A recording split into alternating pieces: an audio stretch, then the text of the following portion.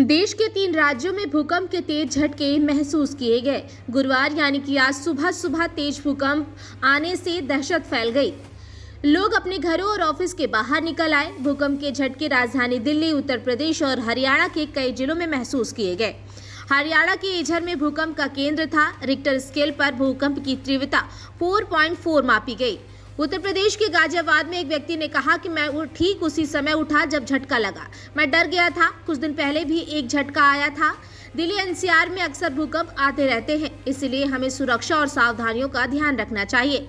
उत्तर प्रदेश के गाजियाबाद में भी एक व्यक्ति ने कहा कि भूकंप के झटके काफी तेज थे।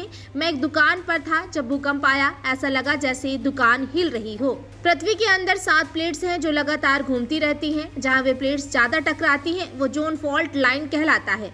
बार बार टकराने से प्लेट्स के कोने मुड़ते हैं। जब ज्यादा दबाव बनता है तो प्लेट्स टूटने लगती हैं।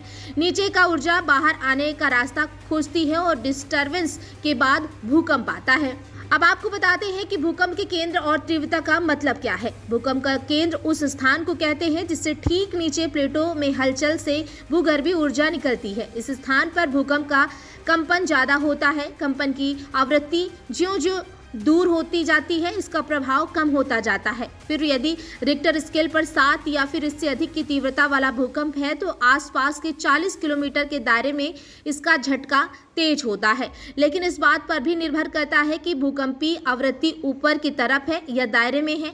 यदि कंपन की आवृत्ति ऊपर हो तो कम क्षेत्र प्रभावित होता है। इसी के साथ ही आपको बताते हैं कि कैसे मापा जाता है भूकंप की तीव्रता और क्या मापने का पैमाना है। भूकंप की जांच रिक्टर स्केल से होती है। इसे रिक्टर मैग्नीट्यूड टेस्ट स्केल कहा जाता है। रिक्टर स्केल पर भूकंप को 1 से 9 तक आधार पर मापा जाता है।